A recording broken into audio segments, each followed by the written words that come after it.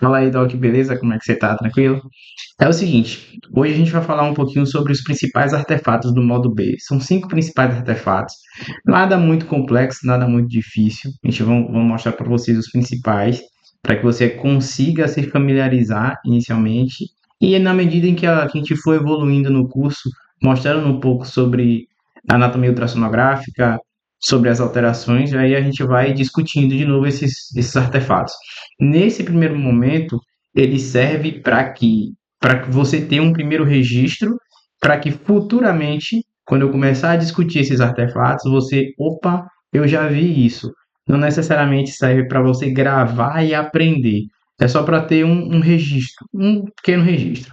Vamos para a tela, artefatos e foi. Olhando para cima aqui, minha segunda tela em cima. Inicialmente, a gente precisa entender uma coisa importante. Qual é a definição de artefato? O que é artefato?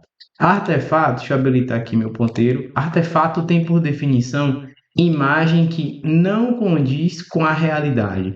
Então, isso é um artefato. Se a imagem não condiz com a realidade, isso é um artefato. A imagem que condiz com a realidade é, obviamente, uma imagem real. Beleza? Como que eu sei que essa imagem condiz ou não com a realidade? Eu vou te falar aqui, né? Quais são as imagens que não condizem com a realidade. Então, inicialmente, a gente tem 5 principais artefatos, claro que no modo B, porque no Doppler existem outros artefatos também, né? Artefatos de cintilação e por aí vai. Hoje a gente vai discutir esse curso, como é um curso básico, né? Ele visa discutir mais o modo B, tranquilo? A gente não vai falar de Doppler aqui, não. Vamos para a tela, 5 principais artefatos. O primeiro artefato que a gente vai discutir é o sombreamento de bordo. Sombreamento de bordo. O sombreamento de bordo ele é um artefato comum em órgãos parenquimatosos, né? Principalmente órgãos que são arredondados. Então a gente vai ver sombreamento de bordo em testículo, vamos ver sombreamento de bordo em ovário, nos rins principalmente. São normalmente na rotina a gente vê nesses 3 tipos. Onde que está o sombreamento de bordo? Então, eu vou tentar circular o órgão. Não, o órgão está delimitado aqui pelos cursores. Então, o órgão está aqui, ó. Aqui é o órgão. Que órgão é esse? É o ovário. Nesse caso, o ovário direito. Repare, eu vou até mudar a cor do cursor aqui, ó. Vou colocar em azul.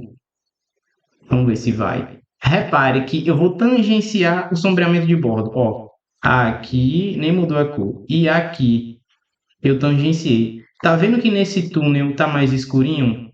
Aqui vou olhar de novo, ó.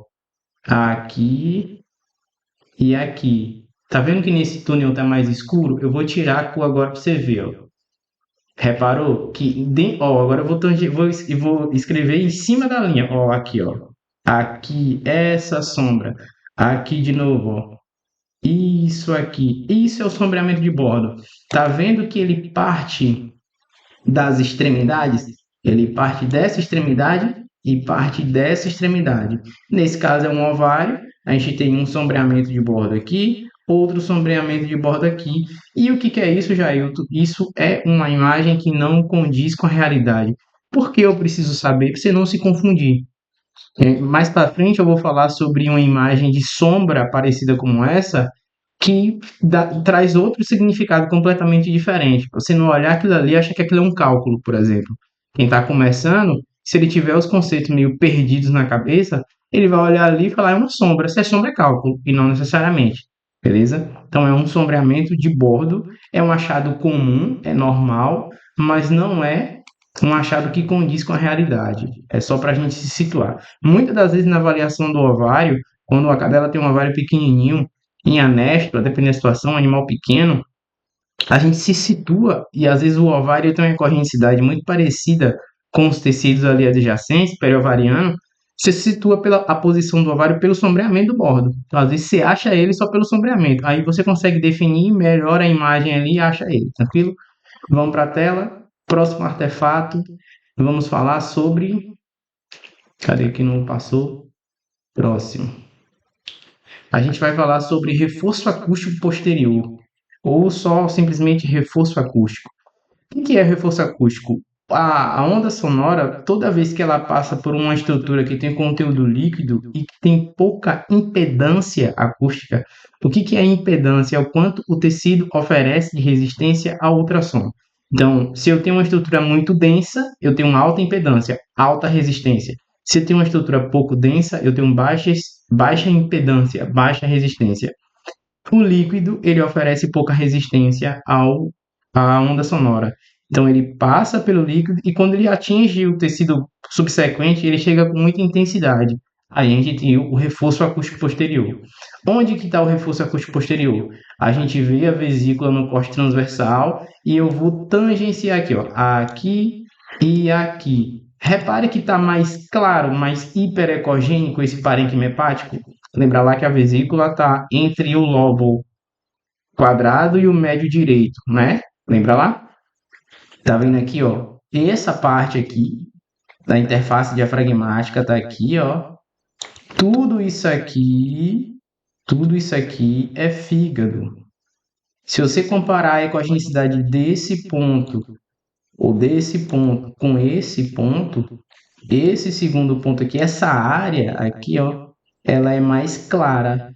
E por que que ela é mais clara? Por conta do reforço acústico posterior. Não é uma doença no fígado, não é uma alteração. É simplesmente um achado normal. Beleza? Quando a gente olha aqui também no longitudinal, do mesmo jeito, ó, eu vou tangenciar aqui e vou tangenciar. Ah, Jair, e o que é isso aqui? E o que é isso aqui? Não interessa agora. A gente tem que entender e vamos por partes. Ó. A vesícula biliar está aqui, beleza? Né? O diafragma está passando aqui e a gente está se concentrando nessa área aqui, ó. Beleza? Nessa área aqui. Vou apagar nessa área aqui, ó. Essa área, que é como você vai começar a fazer o exame e vai perceber que vai ter uma área mais hiperecogênica ali, posterior, imediatamente depois da vesícula, é um reforço acústico. E se eu tivesse visto, Jailton, uma hiperecogenicidade focal, né, hepática ali no fígado, fora disso daí, e aí, o que poderia ser? Aí a gente discute que poderia ser outras coisas. Né? Aí pode ser uma infiltração gordurosa, poderia ser um mielolipoma, enfim, na topografia da vesícula, normalmente isso é um artefato. E se tiver uma doença nessa região, né, uma alteração aí, como é que eu vou ver? Aí a gente vai usar de outros artifícios para a gente conseguir discernir. No momento, eu quero que você encontre, entenda, né, o parâmetro de normalidade, na verdade, e entender que isso aqui, essa hiperecogenicidade, que está adjacente, posterior à vesícula, é uma hiperecogenicidade normal. Tranquilo? Beleza? Suave? Vamos lá. Posteriormente, a gente tem a imagem espelho. O que é uma imagem espelho? Agora eu vou falar um pouquinho sobre a anatomia para você. Ó. Aqui a gente tem o diafragma, tudo isso aqui. Aqui é a vesícula. Deixa eu ver se eu consigo mudar a cor para a gente ter mais contraste aqui. Aqui é a vesícula. O fígado tá daqui até aqui, ó. Tudo que está entre essas retas azuis é parênquima do fígado, um parênquima verdadeiro. Tudo que está entre essas retas azuis, tudo isso aqui é um parênquima hepático verdadeiro. Tranquilo? Parênquima hepático verdadeiro. Só que quando eu olho aqui, ó, olha para a tela de novo. Só que quando eu olho aqui, vamos desconsiderar esse nome. Só que quando eu olho nessa parte, perceba que é essa parte que eu contornei tem a mesma cor, a mesma ecogenicidade dessa outra área aqui. Reparou? Ó, essa parte aqui depois que está cranial ao diafragma. Essa parte que eu estou circulando embaixo ali, ele está na frente, está cranial ao diafragma. Lembra lá que eu falei que essa linha hiperecóica é o diafragma. Cranial ao diafragma é o tórax, concorda comigo? Só que aqui eu vejo um parênquima que tem a mesma cor do fígado. Que tem a mesma cor do fígado aqui. Isso é o quê? Isso é uma hernia diafragmática? Se o fígado está depois do diafragma, é uma hernia diafragmática, né? Nesse caso, não. Nesse caso aqui, isso não é hernia diafragmática. Isso é um mero artefato. né? Isso é um artefato que se chama de imagem em espelho. Toda vez que a onda sonora passa por uma superfície de alta reflexão, né? Por um princípio de impedância acústica, digamos assim, a gente não vai entrar nos pormenores da explicação, mas acaba se formando essa imagem posterior aqui. Em que outra situação eu posso ver isso? Na bexiga. Às vezes, a gente, o cólon acaba, quando ele está com conteúdo gasoso, ele acaba duplicando a imagem da bexiga e você vê duas bexigas. E aí você precisa ter um pouco de astúcia para saber se sair daquilo ali. Faz um corte transversal, muda o decúbito e aí você vai conseguindo contornar esse artefato. De novo, é uma imagem que não condiz com a realidade, isso é um mero artefato de imagem em espelho. Isso não é hérnia diafragmática, beleza? Aí, se fosse hérnia diafragmática, eu faria como? Eu gosto de fazer uma avaliação intercostal, né? Tento avaliar intercostal e aí tento discernir. Claro, a hérnia diafragmática, o exame de eleição para diagnóstico de hérnia diafragmática é o raio-x. Três incidências, lateral, VD e DV, ou lateral direita e esquerda e DV ou VD, de acordo com o estado clínico do paciente. A gente até pode, né? Ah, não, será que é hernia diafragmática? Até pode, né? Enfim, mas não deveria. Ideal, se for para seguir a literatura, suspeita de hernia diafragmática, vá para o raio-x. Ponto. Beleza? Cadê aqui? Próxima imagem, reverberação. A reverberação é toda essa cortina de gás que a gente vê aqui, ó. Toda essa cortina de conteúdo gasoso. Aqui a gente tem a parede do estômago. Eu sei que é estômago que fui eu que fiz esse exame, eu que te cortei essas imagens para você, só não botei o nome. Isso aqui é uma parte do estômago. E essas manchas brancas aqui, né? Isso é um artefato de reverberação por conta do conteúdo gasoso, né? Conteúdo gasoso no raio-x, ele é meio de contraste, né? Ele facilita a visibilização, fica mais fácil ver as estruturas com gás no raio-x. No ultrassom, por sua vez, o gás ele é um artefato, ele causa uma imagem que não condiz com a realidade. Então, reverberação. Em que outra situação eu vou ver reverberação? Na avaliação pulmonar. A gente vai ver linhas paralelas e equidistantes, né? Que é a reverberação por conta de um pulmão normal, um pulmão seco. Vamos lá? Dando continuidade, agora a gente tem o artefato mais comum, que a galera que está começando ultrassonografia mais conhece, que é o sombreamento acústico, né? Sombra acústica posterior. O que é que acontece? Aqui eu coloquei esse nome sonda, mas você vai desconsiderar, né? Porque nessa imagem não apareceu a sonda. A gente tem aqui uma bexiga, a bexiga está aqui, ela não aparece, mas ela está mais ou menos aqui assim, ó. Uma bexiga. Essa bexiga está vazia, então isso aqui seria o lumen da bexiga, isso aqui seria o lumen, e eu tenho uma estrutura hiperecogênica de superfície regular, olha a descrição. Estrutura hiperecogênica, superfície regular, formadora de sombra acústica posterior. Olha lá, sombreamento acústico posterior. Isso é um cálculo na bexiga, então um sistólito, um cálculo vesical, beleza?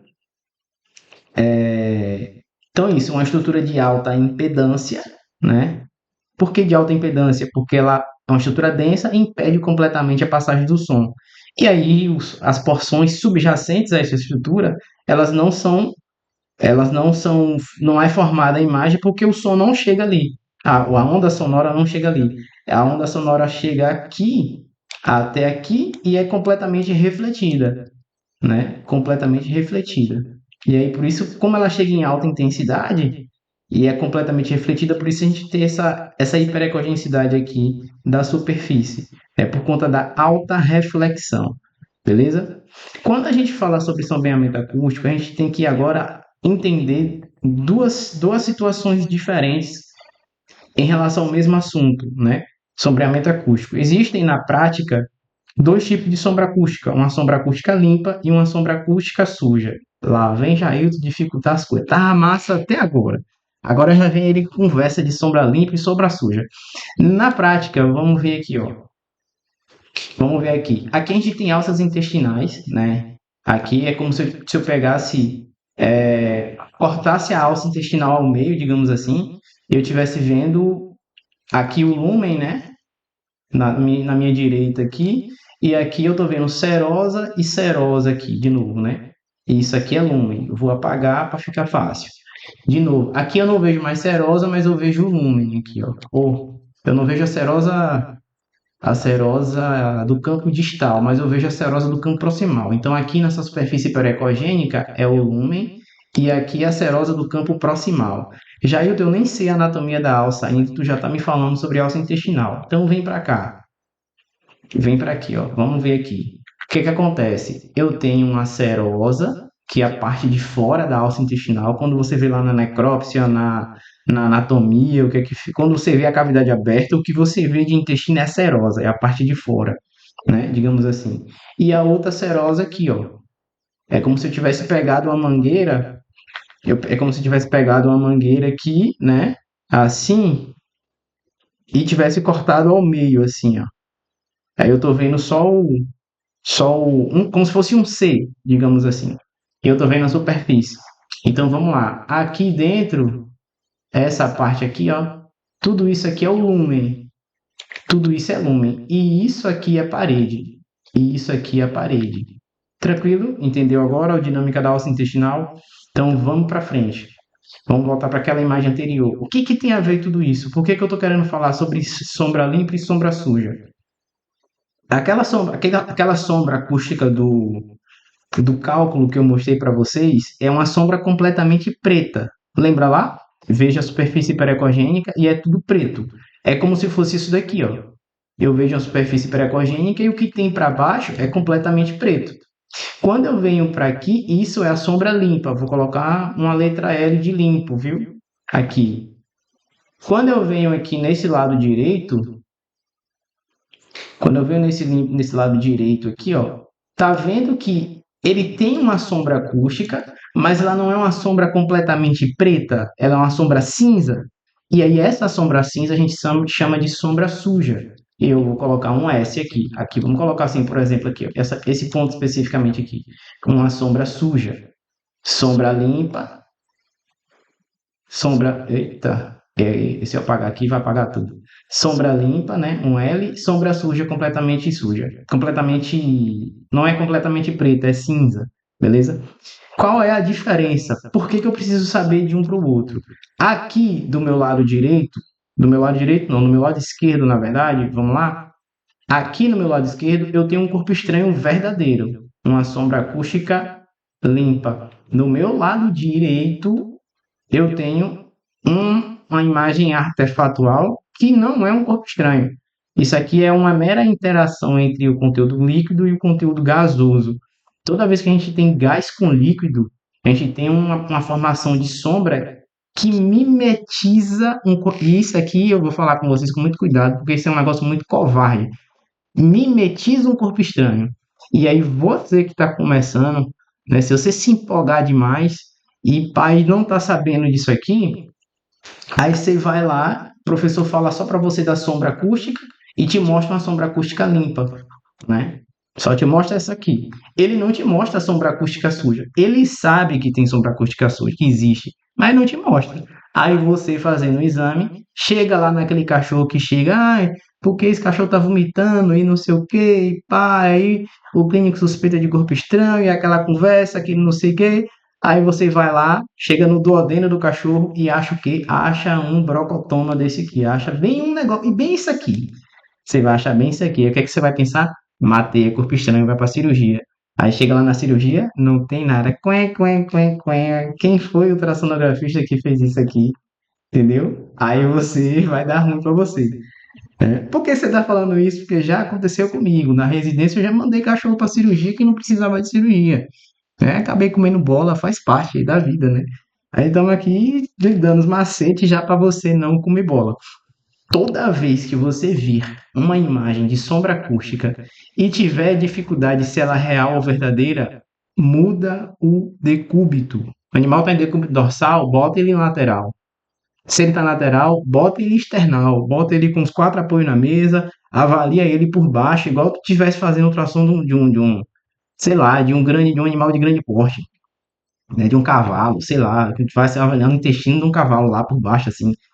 Muda o decúbito, que o decúbito vai te ajudar muito. Então, lembra sempre que existe sombra limpa, sombra suja, né? Que a sombra acústica suja, ela é o produto da interação do gás com o líquido, que ele mimetiza um corpo estranho, né? E que tu vai cair, tu vai receber essa situação justamente nesse cachorro que tem suspeita de corpo estranho, entendeu? Então tem que ter muito cuidado.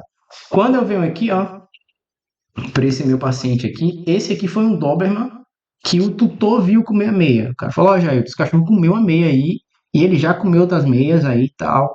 Esse cachorro foi, graças a Deus foi mais fácil, né? Porque eu já tinha um histórico de corpo estranho, né? O doutor já havia falado que ele já tinha comido outros corpos estranhos, e quando eu cheguei na transição do estômago, piloro, do duodeno descendente, aqui é do duodeno descendente, eu coloquei alça porque no primeiro momento não tinha localizado, mas depois eu localizei, era do duodeno descendente, eu vi isso aqui. Falei, opa, isso aqui é uma sombra suja, isso aqui não é conteúdo alimentar, não.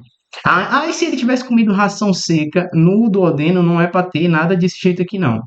Não com essa extensão, né? Não com essa extensão, não é para ter mais nada assim, não. Então, se você vir algo nessa condição, uma sombra acústica limpa no duodeno, provavelmente vai ser corpo estranho. E aí, de acordo com a superfície, se for superfície completamente reta, você pode ter um plástico, pode ser osso, pode ser, enfim. Mas se não for, aí você tem que se guiar mais pela ecogenicidade. Jair, se ele tivesse comido um plástico, como ficaria? O plástico é diferente. Quando a gente estiver discutindo sobre as alterações de intestino delgado, eu vou colocar umas imagens de um cachorro que a gente avaliou que tinha corpo estranho por plástico, só que lá a gente não, o cachorro vai ter uma obstrução como se fosse um corpo estranho linear. A gente vai ter o plissamento de alças intestinais, então é mais característico. Então você vai conseguir direcionar melhor. Beleza? É isso aí. Tamo junto. Espero que vocês tenham entendido. Eu sei que me fiz entender corretamente. Até a próxima. Fique com Deus. Tchau.